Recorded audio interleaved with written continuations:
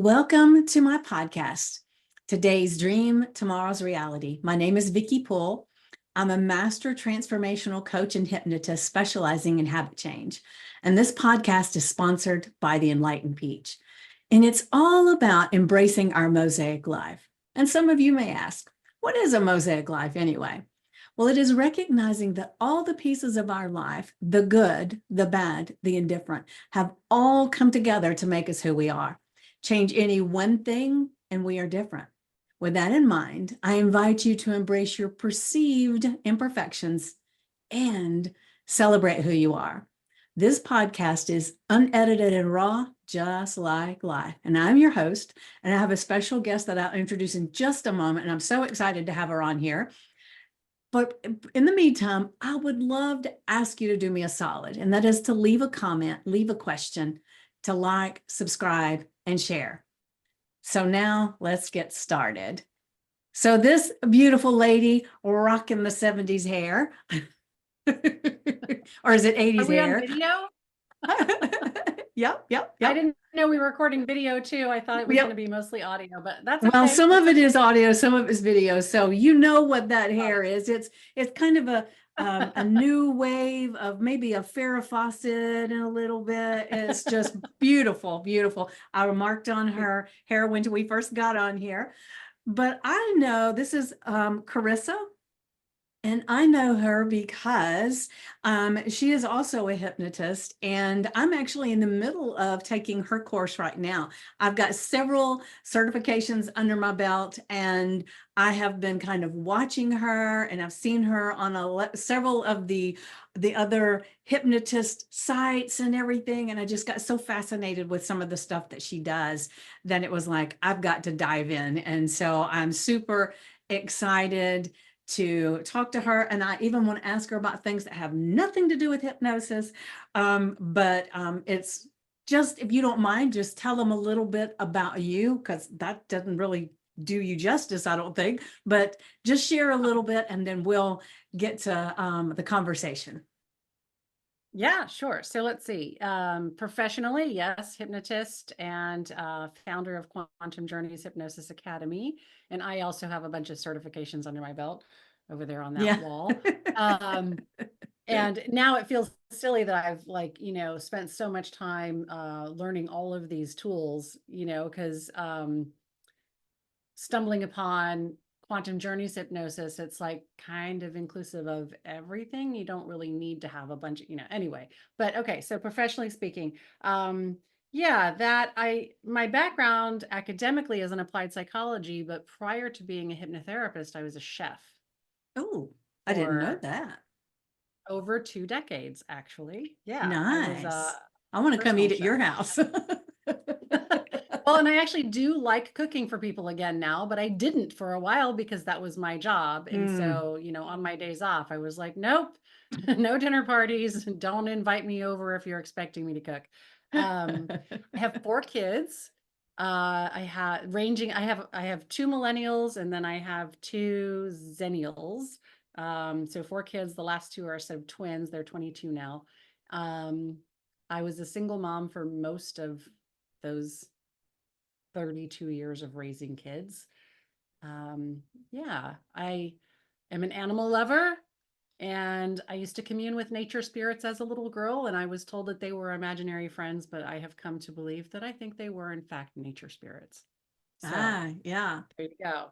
That's my intro. Okay, beautiful, beautiful. Well, one of the things that you had put in your form that I sent you, and that there's 2 that I have to ask you about. So one of them is, what the hell is a neurospicy brain? You said that's what you have. Yes. So the buzzword for the past, I don't know, 5-6 years has been neurodivergent. And that is people that are not neurotypical. And there could be lots of different varieties of this neurodivergence. I am self-diagnosed on the low end of the autism spectrum. So very functional, but definitely still hit all the marks, right? but also diagnosed by a clinician with ADHD. And I think I've dropped the H. Now I'm just ADD, unfortunately. I kind of miss the H part, the hyperactive part. I got more done.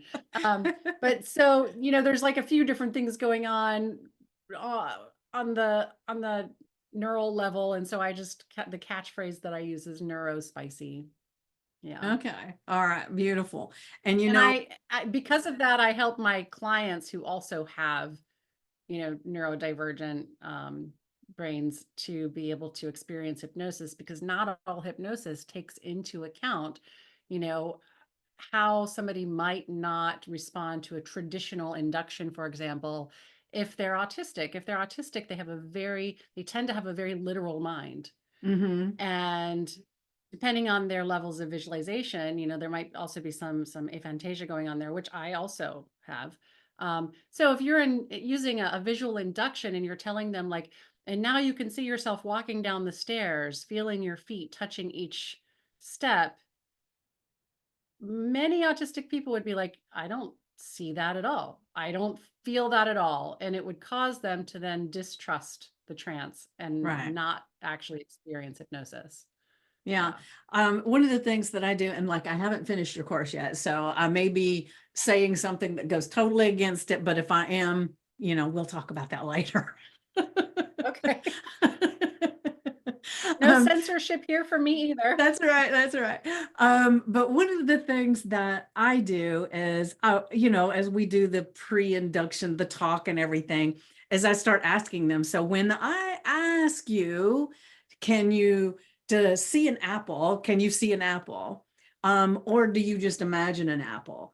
And then I'll tell them, when we talk about a vacation that you've been on before, if I say, remember this vacation, do you actually see moving pictures or do you just feel the memories of this thing? And so I ask them those kinds of questions to kind of get an idea of how I need to move forward in my dialogue, right? So does that go along with what you're saying, or Well, is yeah. that? So in quantum journeys hypnosis, we call it VACK, VAC. Most Mm-hmm. hypnotists might just call it VAK, but I call it VACK. So you have visual, auditory, cognitive, and kinesthetic. And the cognitive is the type that I have. So I do not have visual pictures. When I close my eyes, I cannot picture an apple, but I cognitively have the comprehension of an apple. Like the symbol of apple is available to me without the visual construct. Right, right. So that's the cognitive. I'm also very kinesthetic and auditory. I would say visual is my lowest sense. So yeah, we do that too, but we don't do the tests necessarily. We just listen to as they're talking. Mm-hmm. So when somebody says, oh, and I really feel blah, blah, blah, blah, blah, well, they're using feel. So chances are they're kinesthetic, Mm-hmm. or when you're saying something and then they respond with like, yeah, I hear you. Chances are they're auditory, Yeah. and if they start a lot of sentences with what I think, they're probably cognitive. And so you're just going to be, paying attention to the different words that they use as they're talking about their experiences. Okay. But All there's right. nothing wrong with doing those tests. I think Yeah, that's yeah. great. To Just me, takes more time. it just helps me to dive into it. And I think for a few people, they've said that they liked me asking them those questions because then they were more aware of how they were doing things. So yeah. Yeah. But one of the things We that also have a way of skirting that entirely too, which is that we don't ask anybody to picture or see anything ever. right, We say, what are you experiencing? Or true. if we do say see, we're like, what are you seeing, feeling, hearing, experiencing? Okay. I'll often use the phrase dial all of your senses wide open and tell me what you're experiencing. And then just by how they respond, I know which senses we're talking about. So yeah, because when somebody tells me to see something and I don't see it, because the very first hypnosis trainer I had, her induction was 100% visual. And I struggled to get into a trance state. So here I was becoming a certified hypnotherapist, but I myself had never successfully been hypnotized. And so Mm. I felt like a total fraud. Right. I was like, how is this something I can do for other people if I can't even experience it for myself? But it turns out that what was going on was that I was being pulled out of the trance. I was not being invited into the trance because the wrong senses were being Yeah. called up Yeah. for me. Yeah. That makes a lot of sense. Yeah. So one of the things that I've noticed by um, looking at your social media that I really want to ask you about is, do you do homesteading? No, No, but I I want swear. to. All right. So maybe you were posting something about you wanted to, but I could have sworn it was something about um going off grid and all this stuff. And I thought, I'm fascinated with that, you know. So Oh, that's I am too. That's probably why I post about it because okay. I want to do that. So I grew up in my early childhood, we did live on and near two different intentional communities, aka communes. And since it was the 70s, I guess you could technically call them hippie communes. And it was people that were, it wasn't like culty or anything like that. But one of them was much more sustainably oriented than the other one. The other one was more like-minded people coming together to share ideas, but the second one was more like um, actually providing for each other and growing food, right, having big gardens and all the stuff. So, Hmm. but yeah, I've been feeling called back to that. As you can tell from the hair, right? Yeah. I'm channeling the 70s again. That's Um, right. but but yeah, I would love to, find some land and actually have a small intentional community. But this time I would want everybody to have their own separate homes. Oh yeah. We can homestead collectively, but we get to go home and close the door on each other, like Yeah. I don't want to live in the same house with anybody else Oh, ever definitely again not. I like my if privacy, I but can help it. I've had this fascination and this dream for quite a long time, and I've shared it with a few people. I don't share it a lot, but I would love to have 50 acres and then just have, my family and a few friends. Everybody has their own home, and then we have a collective garden space. We have collective, animals, we do all that stuff. So it's basically the same thing, like what you were saying, is that, Yeah. and I can almost envision for me that there's this huge area that's like a little park where you can go out and you can cook out. And so everybody just kind of comes and, sits around and just has a good time. It just feels so amazing to think about that. That's why as soon as I saw something on one of your posts, it was like, oh my gosh, she does that. I Well, want to there's a ask lot of questions. people There's a lot of people that, would consider themselves intuitives who have said this is the direction we're heading in, that there's going to be soon, not like many years from now, but like in the next few years, a breakdown of infrastructure and goods and services not being able to get to us, and issues with the electrical grid and Wi-Fi being consistent and yada, yada, yada. All these things are going to sort of, and also all of these catastrophic weather, systems causing people to have to now start migrating away from where they've been for the last 30 to 50 to 100 years. Yeah. But all of these sort of things together are, um, this is the prophecy anyway, from both current modern day intuitives as well as Edgar Cayce and Nostradamus and the Hopi Indians, right? So we Mm-hmm. have some ancient prophecies too, that we're going to be moving back towards that sort of simplicity and Yeah. small communal life. Because we don't need the huge infrastructure and being plugged into the grid and the matrix, as they're calling it now, if we have that. So yeah, and I've been feeling this way for a long time. But I was raising 4 kids and everything was hand to mouth, and like I've always had gardens and I've always had, just as much as, like, I make homemade yogurt, I make homemade bread, I make, all sorts of stuff from scratch, granola, all kinds of things. So I've always been kind of keeping a little bit of that thread running throughout my whole life. Mm-hmm. But I'm ready. I'm ready to actually, like, I know how to milk cows and goats even. I mean, like, Ooh, I think I I want to would come be a stay at pretty good your area resource. then, because I don't know how to do that. I don't know if anybody I know knows how to do that, but maybe they do. I don't know. I do have a sister That that was is from the third raising commune that I chickens and lived on. everything. Say that again. Yep.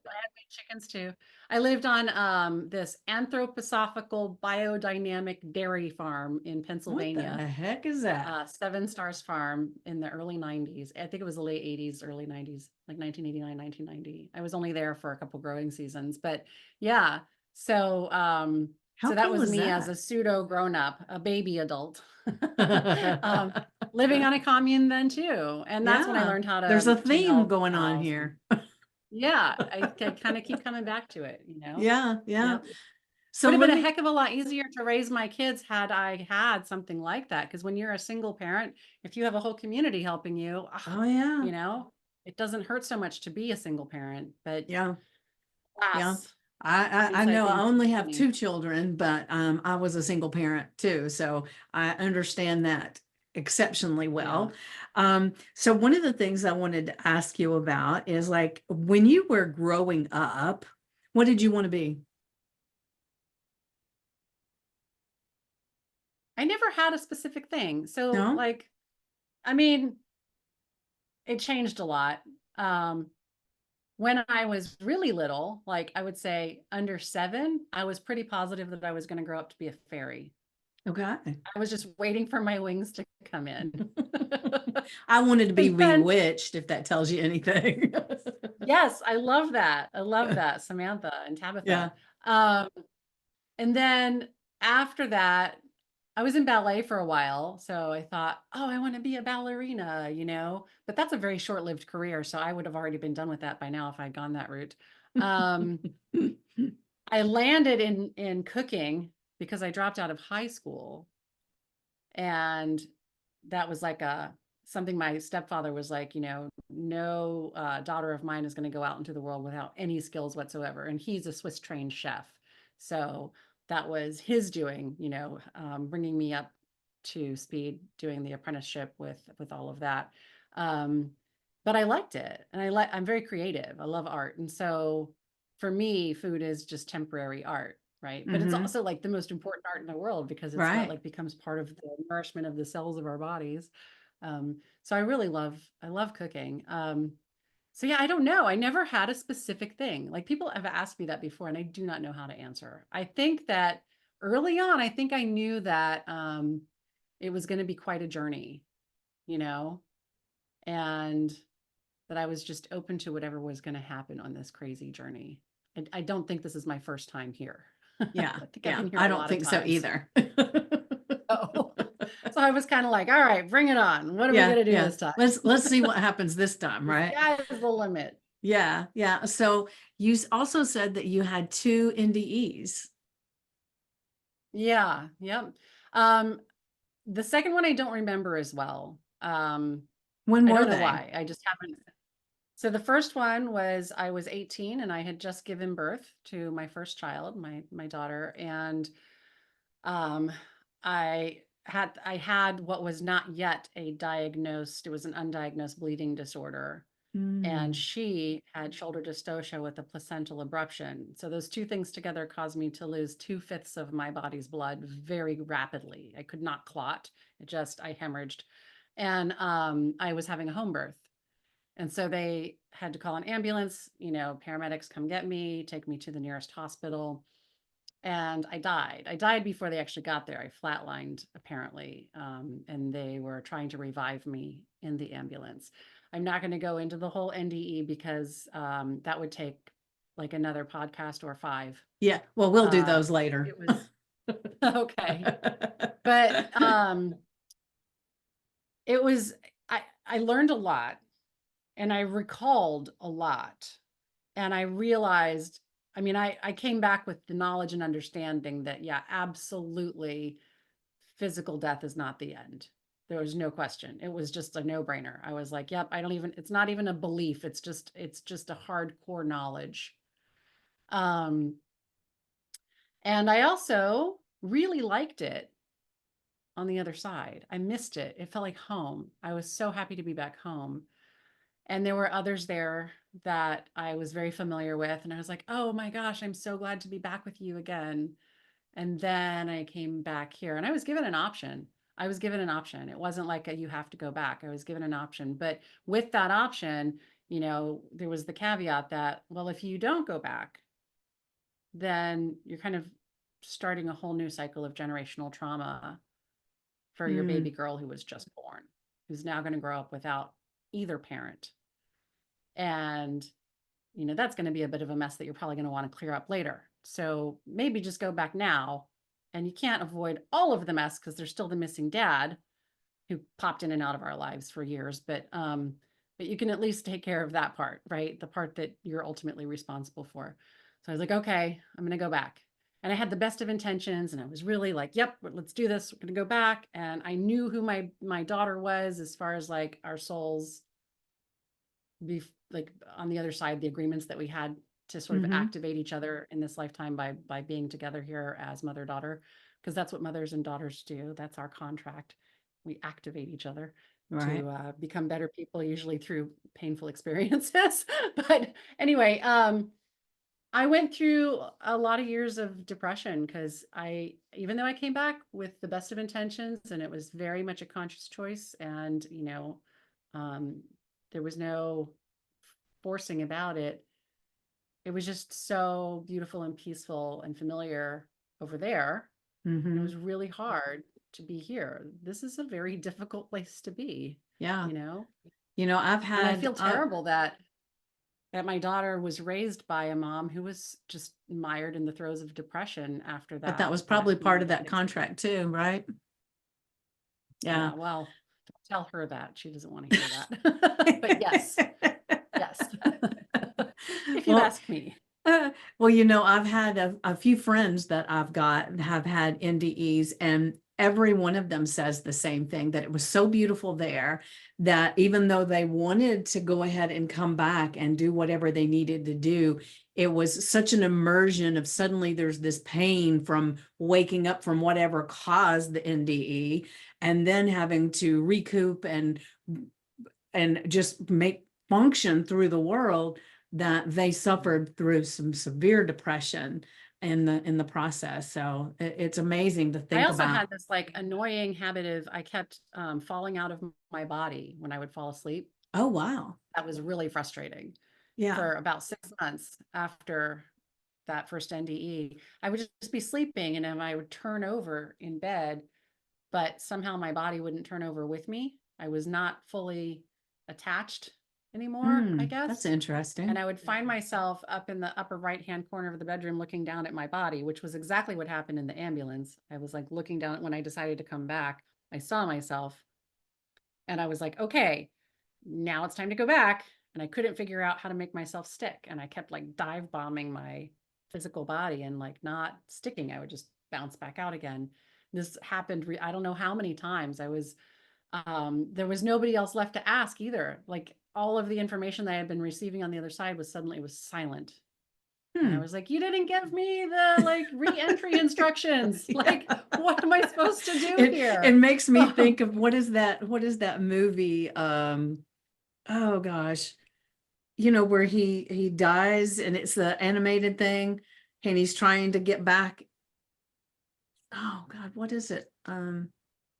Oh hell, I can't even remember what it's called. But anyway, one of the things he does is he keeps trying to go back into onto Earth and be in his body, and he's jumping through this portal, and it recognizes every time that soul, that's what it is, soul, that he's not That's the name of supposed the to be movie. there. Soul? Soul, yeah. Okay. So he Yeah, pops back I'll up, have to watch that. and it's like he keeps trying to dive into his body and it won't let him. Have you not seen Yeah, that? I have not. You should check it out. It's I really think I cool. remember seeing like a trailer for it now that you've said the name though. Yeah, Did they kind of look like squiggly lines? Some of the people? Well, kind of. anyway, Yeah, I'll look yeah. it up. I'll look it up. Yeah, look it But up yeah, because it's really cool. It's I got did some, finally stick though, obviously. yeah, yeah, You know, but I yeah. never did figure out the method to the madness. I never did. Like, um, I figured out how to prevent it, but I couldn't figure out what was causing it. So anyway, the thing that helped me to prevent it back then was having any other living creature like touching me. So a cat, a baby, uh, Okay. well, a husband sometimes.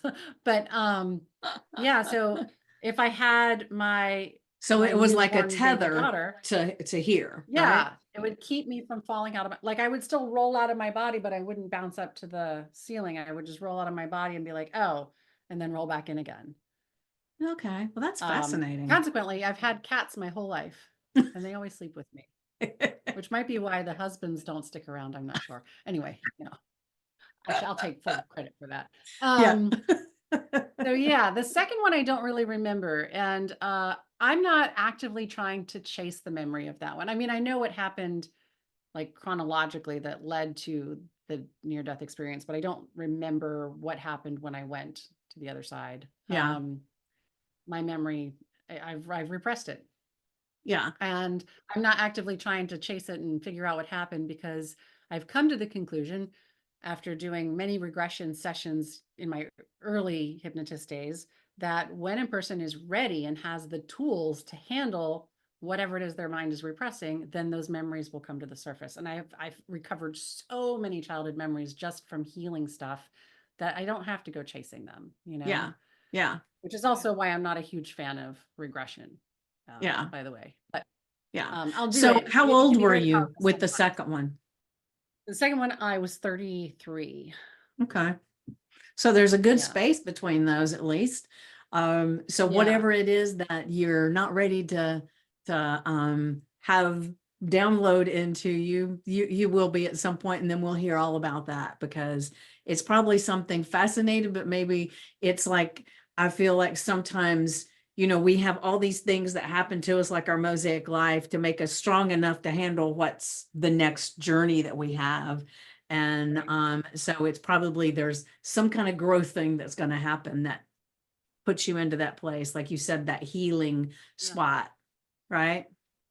Yeah, maybe. I mean, I hope. Who knows? But you know what? It's also not super important for my conscious mind to have access to those memories. My conscious mind is this big. So like if it gets it, it gets it. If it doesn't, it doesn't. That doesn't mean that the rest of me isn't having this big, beautiful, multidimensional experience. I do remember like tiny little things. It's just that it's all so um, spotty. It's hard to Yeah. make sense of. Like I remember there was information that came through that I had chosen many exit points in this lifetime because I knew this was going to be a tough one, that it was tough on purpose because I needed to sort of like a sculpture, like create the version of me that was going to be able to do the things that I wanted it to do later. But there was a very good chance that I would want to check out before then because of all of the challenges that I've chosen. Mm-hmm. So there was that information that I had many exit points, like in the double digits,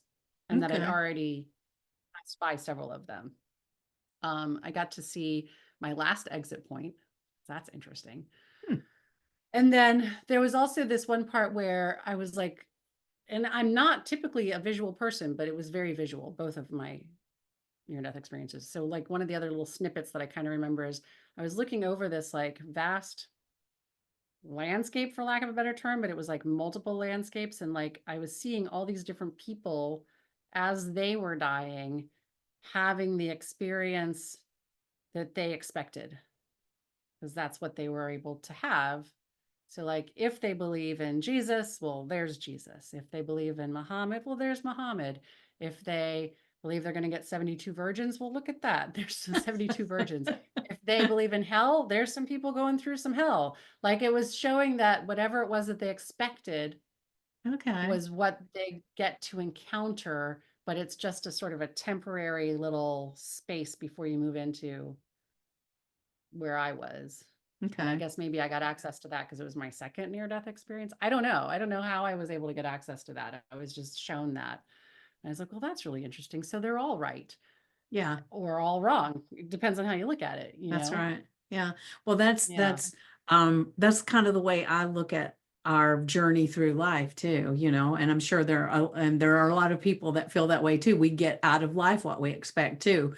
So it's like, we One can mirror. focus on, certain things and that'll be what shows up. And so to me that's fascinating to think of that as well It's Yeah. that's pretty cool. That's pretty cool. So, And I do agree with you on that. I think that, like if I start to have a lot of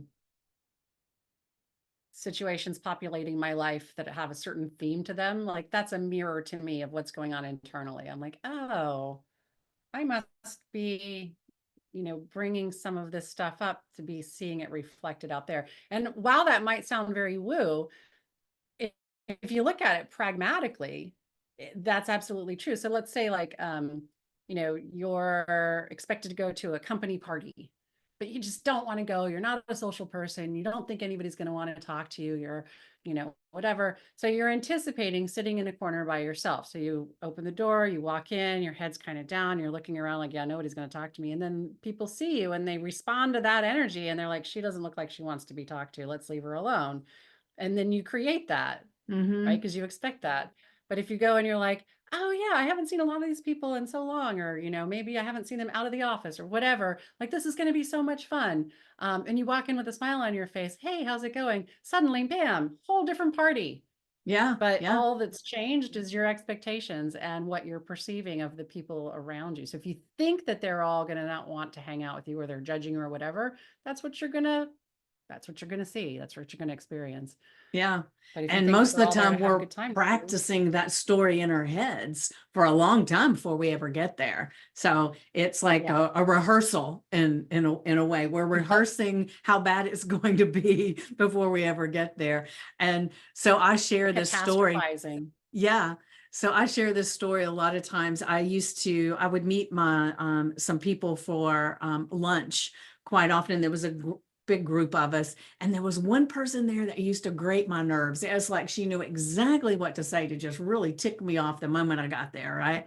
And so I always knew, oh, she's going to be there. And so the whole way there, I'd be thinking, oh, she's going to say this, and I'm going to say this, and I'm going to think this, and you know. And so once I started doing all this work, I decided that I was going to play a game with it. And I was just going to decide how I wanted it to go. And so for a couple of days before, I practiced, going to this luncheon and arriving and her saying, hey, I'm so glad you made it, and being really kind and sweet. And then we ended up sitting next to each other and we're having lunch and it's great. And then when I go to leave, she hugs me and says, I'm so glad to have connected with you today. This was fun. And then I leave. And so I practiced that and I rehearsed it all the way there. And Beautiful. damned if it wasn't almost the exact scenario. So I thought, there is so Wow. much power in this, right? And because it's the only time that I connected with her in exactly that way. And it's the only time I rehearsed it like that. Well, and isn't that the foundation for hypnosis in a lot of ways? Like if you Mm-hmm. have a phobia of public speaking, but you envision yourself having a fantastic, public speaking event, or sports hypnotherapy, where the athlete goes through it over and over and over in their mind, how it's going to all play out in the best possible way. And then that increases their chances of it playing, because not only is it causing the neural pathways in their mind to make it familiar, but there's like information, I think, being sent to the cells of the body too, Mm-hmm. which is another dimension of consciousness. Because I firmly believe that the cells of our body have consciousness. It's not the same kind of consciousness that, you know, inhabits maybe the neurons in our brain, but there's, I think, still a definite kind of type of consciousness. And so, yeah, what you're saying, like if you're sort of future pacing Mm-hmm. like that, and you're doing that with everything, just assuming the best out of every situation, you're gonna probably run into far more positive situations than negative, you Yeah, know, definitely. And or life in general. I'm not perfect by any means, so I don't always do that. But that's one of the things that I'm constantly improving on is being able Mhm. to be more mindful with my self-talk, my language, and Yeah. and the things that I draw to me. And I have a Facebook group that I go live in every day with an affirmation and a journal prompt. And the funny thing that happens is at night before I go to bed, sometimes I'll work out, okay, this is what I'm going to be talking about tomorrow. And then I'll go to bed and I'll wake up in the morning and it's like, nope, that's not what you're going to be talking about. This is what's on your mind. And it changes so many times. I call those And downloads. yeah. And Yeah. what's interesting to me is that those times when it's like the next morning, I get up and it's a totally different thing. Those are the ones that people say, oh my God, this is exactly what I needed today and everything. And so I think, why don't I do that every time? But it's like, it just doesn't come every time, I guess. Yeah, and I mean, there could be lots of different reasons for that. Maybe that's not the day that somebody needs that, whatever that thing is. Maybe that's the day for you to practice coming up with the thing, right? Yeah, maybe that's true. Yeah. That's a So, good way to look at it. yeah, I mean, I feel like the downloads from our higher consciousness are available, but it's kind of like, your parent doing your school project for you. Like, it kind of, I feel like the highest self is kind of like patting us on the head and going, you're going to be okay. Go ahead. You can do it. You can Yeah. do it yourself. Here, I'll give you a hand, but I'm not going to do it for you every time, you know? I love that. I love that. Thank you for sharing that. That one's funny. I love it. Um, it's interesting when as doing this work and everything. And I will say that one of the things that fascinates me about you and is that this course that I'm taking with you, it's like, how long did it take you to develop this course? Because it is huge. It's magnificent. I mean, it is so Almost no well time at thought of. all. How much? Almost no time at all. For Almost the real? entire course was downloaded into me. And I'm not even kidding. Sometimes it was downloaded while I was in meditation. Sometimes things would just get thrown into my noggin while I was in the middle of a session with somebody. And then I would be like, okay, I guess I'll do that. And I would do it. And then it would have this just profound effect on them. And I would go, oh, well, that changes things. What I found was that by just having the client's highest self be the take the lead, Mm-hmm. it took the pressure off of me, first of all, so I didn't have to deal with imposter syndrome anymore, thank goodness. Right. It took the pressure off of me because their highest self knows exactly what they need at all times and how best to support them and knows them far better than I could ever know them. And better And so than I could they just know take my ego out themselves. of it entirely. Yeah, yeah.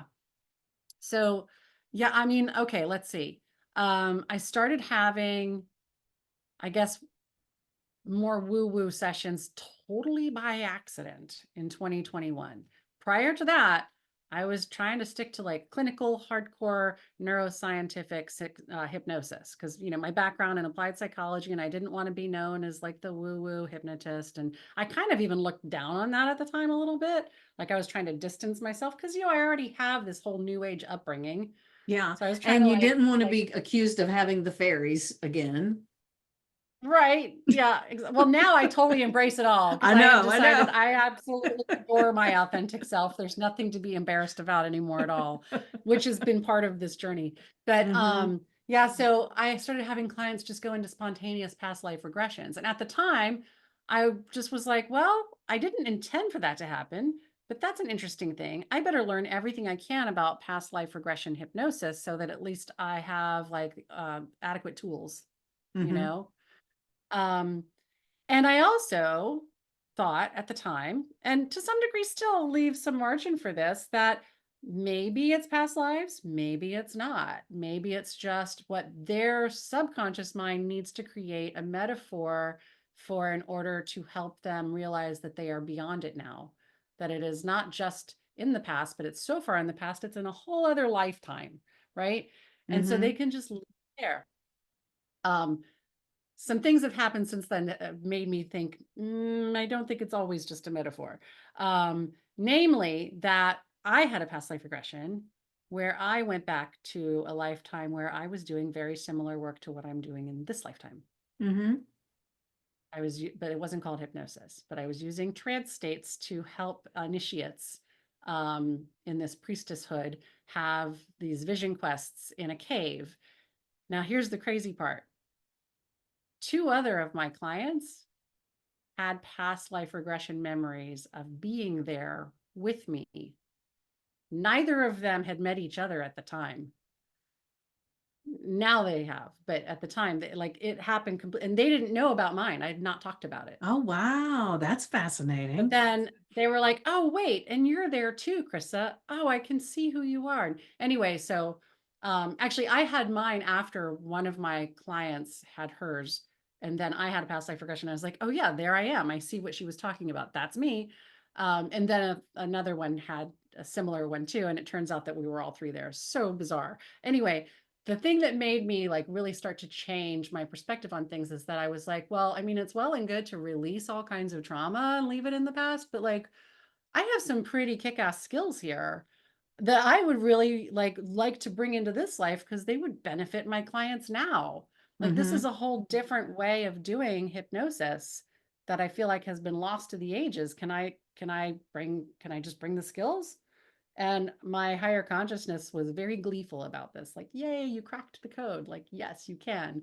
You don't have to reinvent the wheel. You can go back and get not like word for word. It's not like, in the Matrix where you can download how to fly a helicopter. Right, It's not like right. that. But it's more like you get the enough of the information that now as you start to go forward, it like plugs in where it needs to make the program run easier and better and faster. And I made new connections. And so, anyway, the whole thing with quantum journeys hypnosis, from the moment that I started teaching the first class and not thinking that it was going to be a course at all, I had no idea it was going to be a course. Thought it was just going to be a class, one class. And then I got more downloads and I was like, I think I need to have a second class. And then that kept happening. I ended up with 6 classes in like 8 months. And I Mm. was like, I think I'm supposed to turn these classes into a course. So then I backfilled and put some things in there that needed to be in there to make it into a course, and bam. So, like, less than a year. Wow.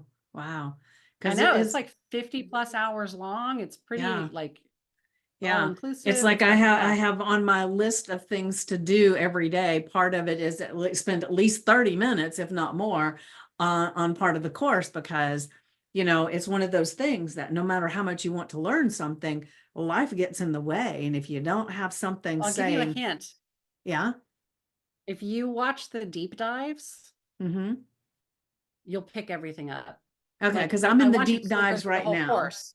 But if Yeah. you watch those deep dives, you're going to like, it'll all click into place and you'll just get it. And so then when you're watching the rest of it, you'll be like, oh, right, of course. Like it will just become second nature. Okay. I've had people who have skipped over the deep dives. I've had people who skipped over the whole student resources section thinking, oh, well, that's not the part I'm going to be quizzed on the exam. So I don't need that. But the reason I put those in there is because that's where like the meaty, juicy stuff is. Like Yeah. that's where Yeah. this stuff is really going to help you as an individual and as a student. But yeah, those deep dives. That's where you're Yeah. going to get all the good Okay, good. all the Because good stuff. that's where I'm at now is in the deep dive. So, Perfect. yeah. But it's like the other the other courses that I've taken and everything have all been amazing. But this is like I get maybe it's because now I'm ready for more that Mm. that it's available to me, but it feels like it's just the very next step of what I need for myself and to help my clients better. It's very self-healing, just going through the course. And then Yeah. also when you get to the practice sessions with other students, yeah. I mean, this isn't me being arrogant because I can't even take full credit for it, but it has changed people's lives, Mm-hmm. my own included, very much so. Um, and it's not all from my tiny little human 3D brain. Like I'm not smart enough to have come up with all that stuff. And the fact that I was doing it not even fully consciously, like I was getting all the information and I was like, I'm supposed to teach this. Here we go. Let's go teach this. I'm still working doing my one-to-one sessions and, my little like retreats and my diet groups and, all the stuff. Because I wasn't even really thinking about that becoming a course. And then when I suddenly realized I had enough content to turn it into a course, I was just like, well, let's just do that then. And at no point did it feel like work. Yeah. And I think part of it is because I didn't know what it was becoming. That Mm-hmm. information was not shared with me. Had I known that, I probably would have done the whole like procrastination dance and the fear of failure and like but because my higher self was very good about keeping that information from me until the very last minute. And then she was kind of like, well, you've already done it, Kryssa. Look, like you have 6 classes. All you got to do is just add in some history of hypnosis, a few little other things to like backfill and make it come together. You've got the course. And it was at that point that I was like, oh, I guess so. You're right. I don't have to be afraid of putting a course together. I already have a course. Now it's just a matter of actually like putting it together, right? But like I didn't have to create it from scratch. Had I thought that I was going to have to create it from scratch, I probably would have never done it, Yeah. honestly. That would have been very overwhelming to think about. And that makes me think of, I'm with our Mosaic life, and I tell people all the time is that, all the things that happened to us actually made us strong enough and have the knowledge to be able to do what we're doing right now. And so all of those things that you went through was the thing that made you strong enough to actually fulfill what your higher self was asking you to do. Yeah. Yeah. I mean, if it weren't for all of the challenges, and even just like some of them were downright devastating, Yeah. like beyond painful, traumatic. But if it weren't for those, I wouldn't have gained the skills and the perspective that comes from those experiences. Like there's gifts on the other side of those things, but the Yeah. only way to get the gifts is you have to go through them and you have to heal them. You have to Yeah. heal from them, Right. Yeah. And then once you do, there's these gifts. And it's not like the pain is suddenly not there anymore. And that's another thing that I know we don't have much time left to address, but I would love to address one little thing if I could. Mhm. Definitely. I don't even like to call my course spiritual hypnosis, uh, because the word spiritual is just so loaded these days. And I see people using it in a way that I find incredibly toxic. For example, the abundance queens, that stuff. Um, there's nothing wrong with having an abundance mindset and working towards like manifesting your best life. But when you perceive somebody who has all of this money and this great house and these cars and this fantastic business and the good looking spouse and a perfect body as somehow they've cracked the code on being highly evolved because they have all of that stuff, that's toxic spirituality. Mhm. The homeless guy on the street may very well be far more spiritually evolved than you or I could ever be. And Right. so this whole concept of like, well, if I'm living this perfectly spiritual life, I should have all of this prosperity to prove it, to prove that I'm like rewarding me for being such a good spiritual love and light person. I'm denying every negative emotion I have every day. Anger, what's anger? I don't feel anger, you know? Yeah. Toxic spirituality. Yeah. Toxic. Anyway, so I don't even like to use that term to describe what I do or what the course does, though definitely it would fall in that realm. But I like to use things like, the science of multidimensional consciousness, or working with the frequencies of just the consciousness of life, you Mhm. know, as opposed to using the term spiritual. I do Yeah. sometimes use the term because that's like kind of silly. It's a silly word. And so I'm like, who can get offended at that? That's right. That's all right. I love it. Well, it's been fascinating, which I knew it would be. That's why I was so excited when I asked you if you would be on the podcast, and you said yes. It was like, Oh, well, yay. thank you so much for asking me. It's an honor. It's an honor. And I'm sorry that it took a couple times for me to actually get here. No worries, no worries. Things happen when they're supposed to, right? Yeah.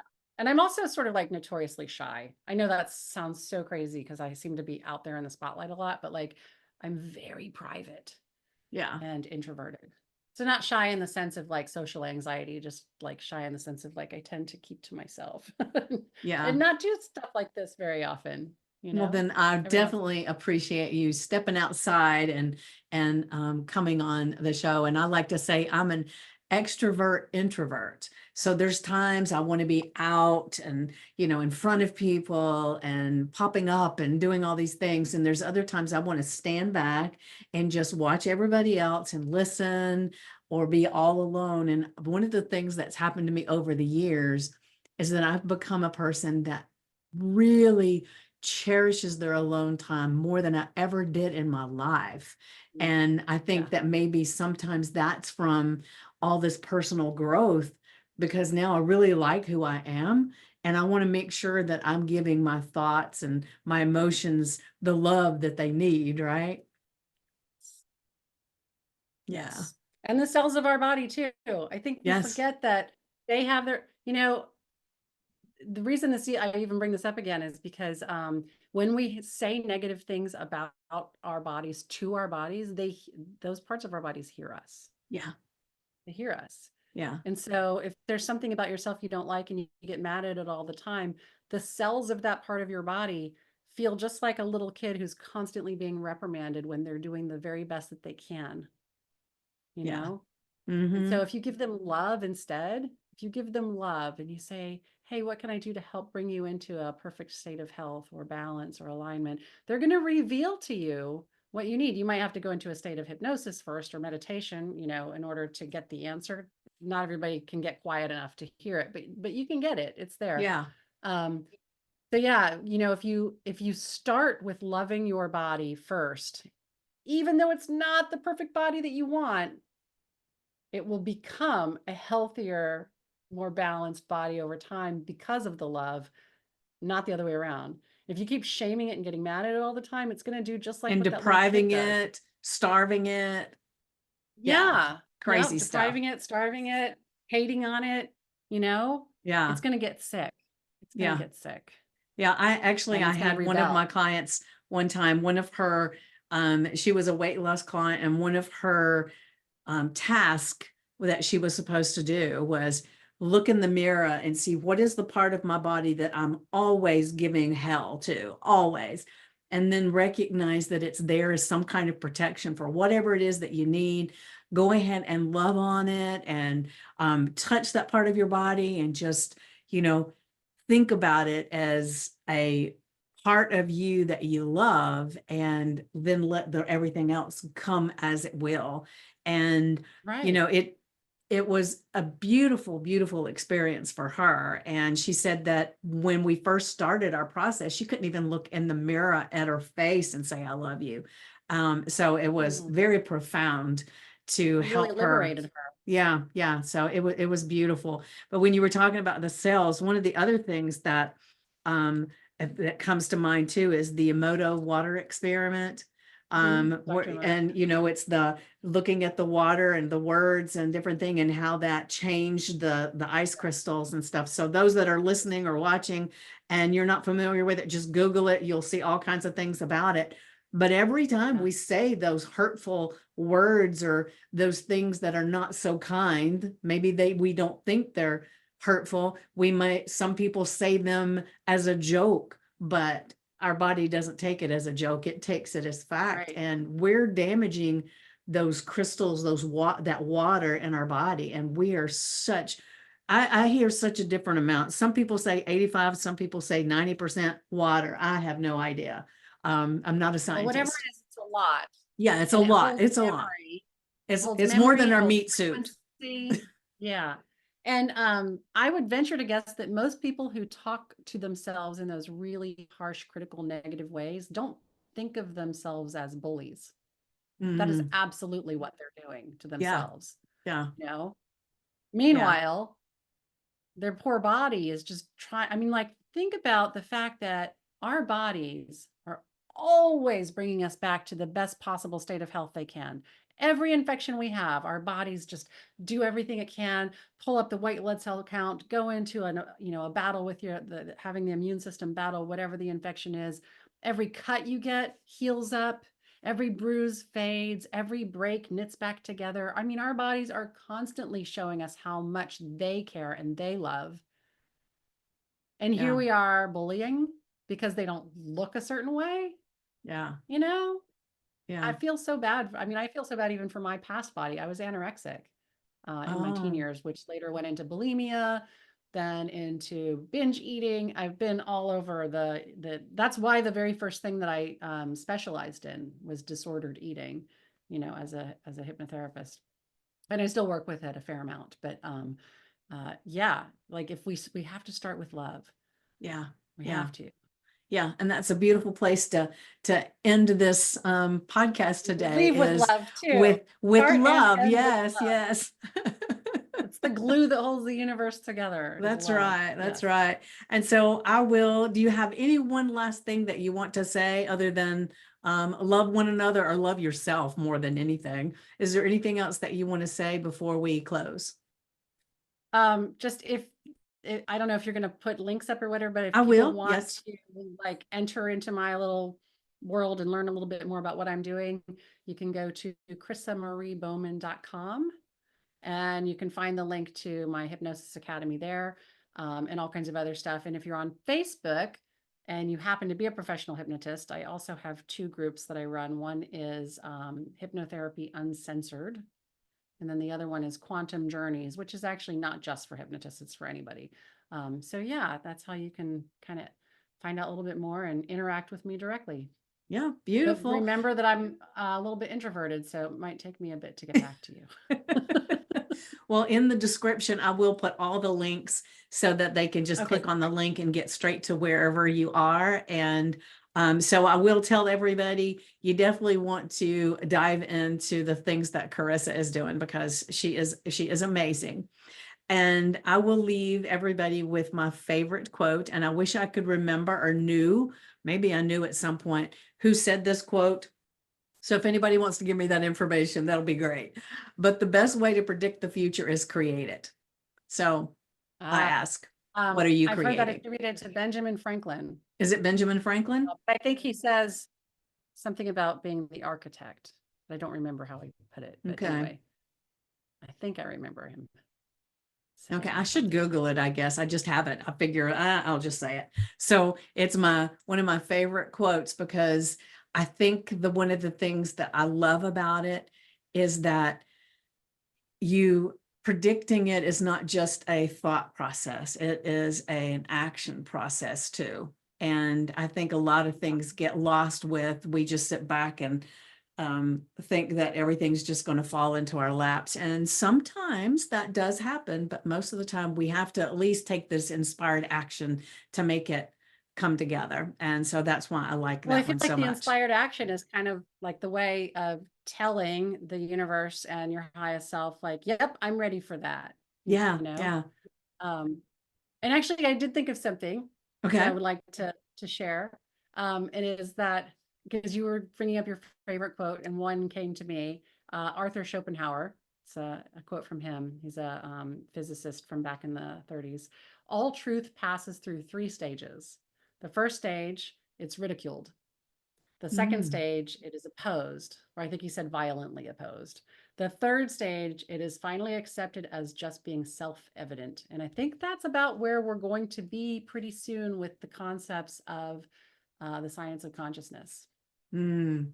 I Very agree. self-evident here within the next few years. Yeah, you Yeah. can tell a difference in the collective consciousness just by the things that are more the movies that are coming out and the stories that are Yes. coming out, the podcasts that are coming out. So it's definitely, you can see this change in things. And so it's beautiful. I love it. Well, All thank you right. so much. It was quite an honor to be on your podcast. Thank you, Vickie. My pleasure. And thank you. And thank you everyone for watching, listening, and make sure to like, subscribe, and share. All right. So I will see you soon. Mwah. Okay, take care. Bye-bye. Mwah.